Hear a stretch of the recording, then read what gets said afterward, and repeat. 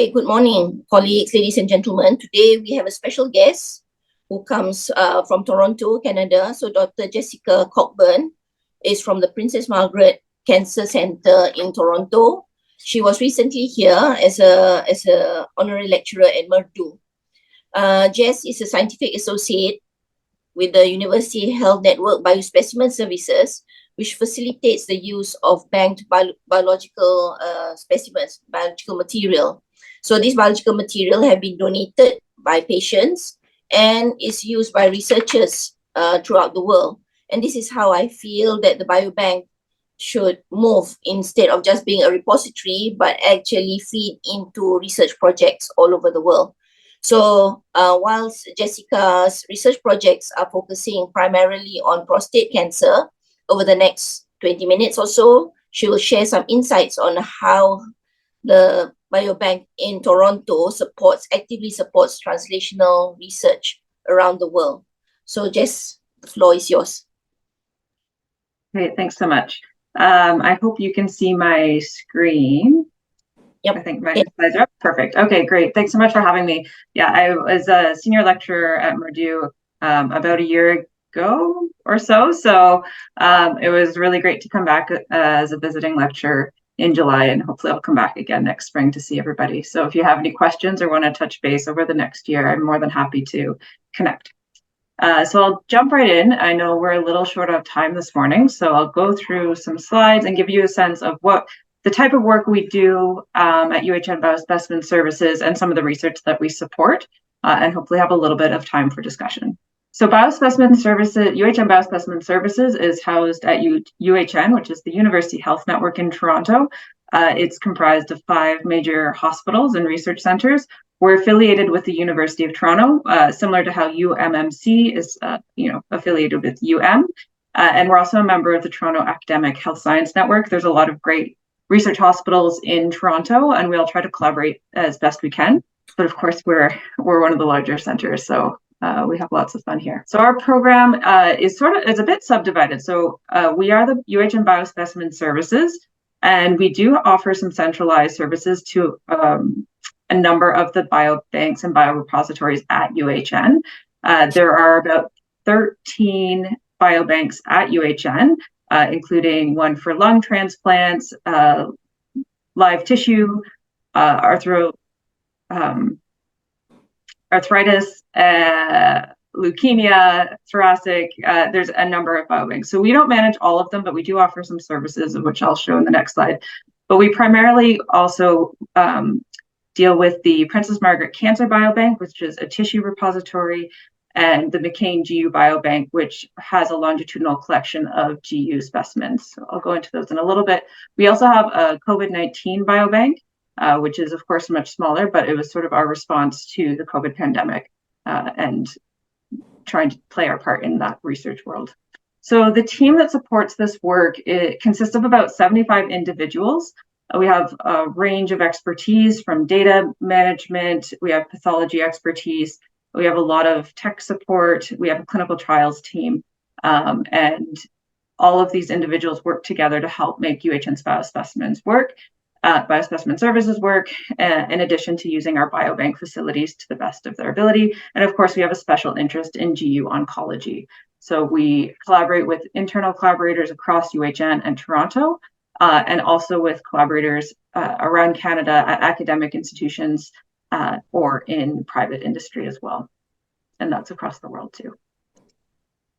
So these are some of the services that we offer as a biobanking group. We do participant recruitment for clinical trials or prospective study, a variety of tissue procurement for special studies. We handle all of the specimens that are collected in clinics and in the operating rooms for research purposes. We have laser capture microdissection and a number of pathology analysis options, including tissue microreconstruction and digital slide scanning.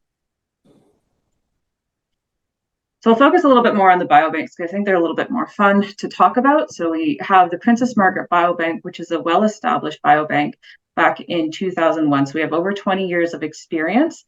This biobank focuses on oncology specimens, mostly tissues, whether they're fresh or fixed in FFPE, and they're from surgical resections and biopsy cores for the most part. We have over 1 million sample derivatives from 20 different disease sites. So this is just a bit of a graph showing the different disease sites that we have represented in the biobank. So it's important to know that most of these come from routine resection and biopsies. So every patient that comes through Princess Margaret and has a tumor resection is asked to consent to the biobank. And it's in their surgical consent package. But we do offer prospective banking and as well as collecting tissues from for different research projects as well. But we have roughly 400,000 specimens banked or roughly 400,000 cases banked. And that's across, you can see we have about 25% of the bank consists of GI tissues. Then we have gynae, endocrine, lung and thoracic derived tumors, GU, and et cetera, et cetera. And these are fixed and frozen tissues. And then on the other side, we have the McCain GU Biobank, and we work closely together. But of course, the GU Biobank focuses more on kidney, bladder, and testicular cancers. It was founded in 2008. And what's really neat about this biobank is that it focuses on the longitudinal specimen collection across a patient journey. So far, there's over 22,000 patients that have been recruited, and over 800,000 specimens are stored for this biobank. So this is really supported by the work from our GU clinic at the Princess Margaret Cancer Center. We see over 30,000 patients a year. So again, the largest cancer center in Canada. It's one of the fifth, I think it's the 5th largest in the world. And we have a team of interdisciplinary GU clinician scientists who have research interests in disease prevention, biomarker development, personalized medicine, prevention, and interventional work as well. So I'll give you a little bit of example of our workflow for prostate cancer. We have different workflows for different tumor sites depending on the specific treatments and pathways that a patient will follow. But this, of course, is where we spend most of our time. So we have, the standard cancer journey, starting with detection, then diagnosis through treatment and follow-up. And so we have defined time points across this journey where we collect biofluids, namely blood and urine, that are then stored in our -80s and liquid nitrogen tanks for future use. So we have them at different time points across the patient journey, which allows us to do some really interesting pre-post sort of treatment or early and response type, ask those sorts of questions. So we do a range of translational research with these specimens. I think they all center on improving outcomes for cancer patients. But we go from observational studies and interventional studies, which can be prospective in nature. We do a lot of discoveries through biomarker discovery and multi-omics research, or correlative studies from clinical trial specimens that have been collected. And I'm going to show you a couple of these projects that have been done with international collaborators. So this is a map showing where some of our collaborations come from. You can see we have collaborators around the world, although we're missing Africa. Oh, no, actually, we do have a new African one. I have to add a point there. But we're missing South America. Other than that, we do pretty well. But we'd like to expand more, of course. Oh, and I forgot our Indian one too. Okay, sorry, this map needs to be updated, but gives you a sense of the different countries that we work with around the world. So our collaborations at a glance kind of come from 2 directions. One is the outsourced material where external organizations sort of come to us, ask us about what fluids or tissues that we have stored. We'll run a feasibility study through our request service forms, and it's more of a service agreement where we work on a material data transfer agreement where that external party can use the specimens for whatever they need, whether it's validation or they might be using our patient groups for prospective studies. But we also work academically with other collaborators. That's usually more for incoming biobank material or expertise. And that allows us to expand the diversity of our biobank It allows us to access specialized resources and work on shared interests. So these are two, I would say, outgoing research projects that the Biobank has worked on. I'm not going to get into too many specifics of it. Of course, there's some confidentiality agreements that we have. But one comes from Jordan, which looked at functional outcomes after radical prostatectomy. So our group was able to provide chart review data from 388 cases and work with the group over in the Middle East. And then in the Netherlands, we've also been able to help with prospective recruitment for a validation project for genome-wide association studies of bladder cancer prognosis.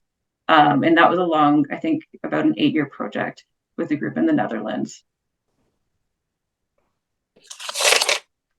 And then on the flip side, we've also reached out to other groups and are trying to enhance some of our internal projects. So we have a collaboration with AIMS Institute in India, where we're looking at genetic predisposition of high-risk prostate cancer. And to do this, we are asking them for a prospective collection of 250 Indian men and doing some germline genetic analysis on those participants. And then we're also working with a Nigerian group and looking at the feasibility of exploring genetic risk of prostate cancer in a collection of 100 African men. So looking forward, I think we have the same. When I was at UM speaking with the biobank team there, I think we sort of had very similar experiences in biobanking. We do have a bit of a larger program in Toronto, but at the same time, we focus on high quality research, sustainability models, and whatnot. And I think that we found that we have similar cost recovery models. We don't sell tissues. But we do need to recoup the costs of storage and human resource fees that come with that. We also have to look at usage versus procurement rates. So sometimes we say, are we collecting too many of one type of cancer or tissue, and it's not getting used up very quickly or effectively. So we have to keep evaluating those. And we also always have to look at storage solutions. So what works for to maintain the quality of a tissue or helps with accessibility of a tissue, whether it's on site or in a central location. But then also we want to look forward and look at diversifying our services. So we're looking at how we can use different data and information models. There's a lot more data sharing agreements that are coming to our group for larger organizations that are looking to enhance their AI and machine learning models.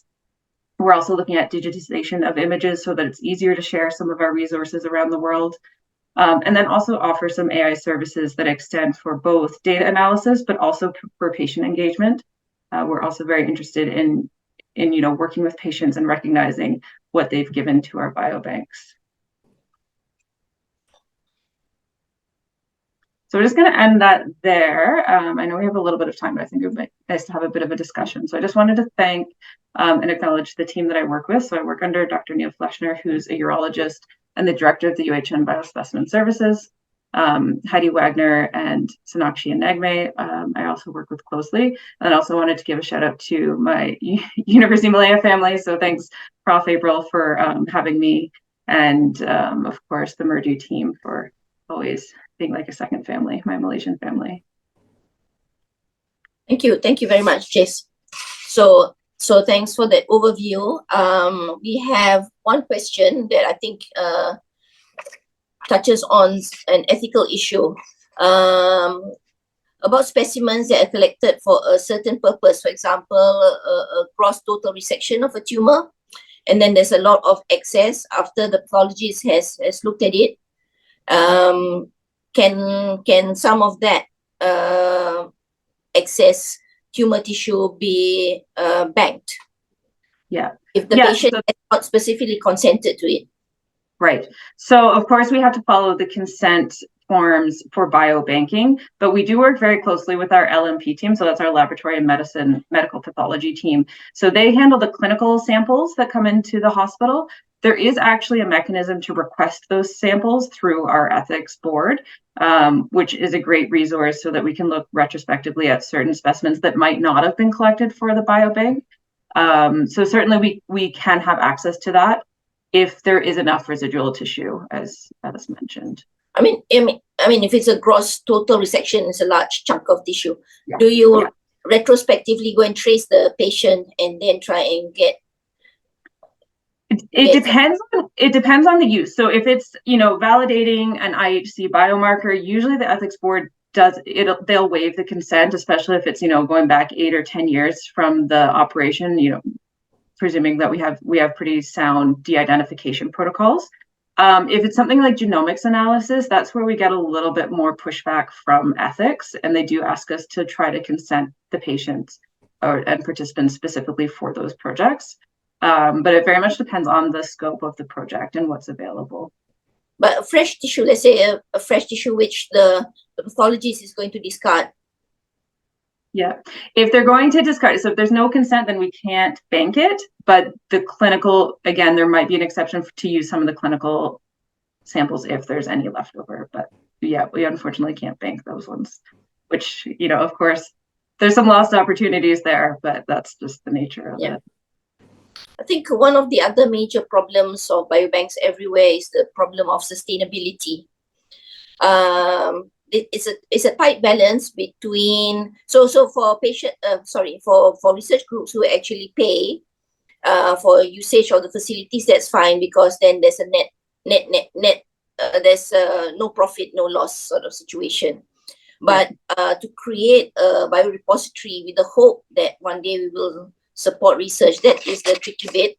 And how do you ensure that, as you said just now, you don't keep too much, and then this is like running a shop where or bakery where you have a lot of inventory, you have too little of this, much of that. Some tissues have a Merdeka style. Yeah, that's something we struggle with that a lot, especially as technologies change. Like, I think, going back 10, 15 years, we said, FFPE tissues are really only so good for, IHC and not much else. But now we're able to do some pretty interesting omics, even single cell omics on that FFPE tissue. So I think we're really hesitant to discard anything.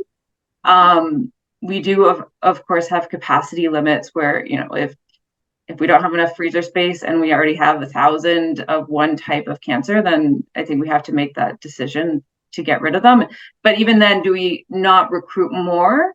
Do we focus on keeping fresh samples, or is it the follow-up data that's more valuable, right? So even if a sample seems old and maybe not as good quality, but it does come with a wealth of clinical data in terms of follow-up. So it's a really hard balance to strike that we struggle with a lot. And we're having to actually sort of discuss.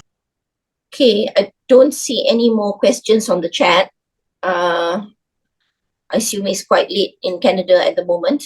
And I think I'd like to close the session, and thank you very much for participation. And I'm happy to learn that you've spent a very, very happy few months in Malaysia. Yes, definitely. We look forward to seeing you again. Yes, I'll be back in not too long. Thank you so much. Okay, so over to, so do we just close the session? Okay, right. So thank you very much to all those who are present today.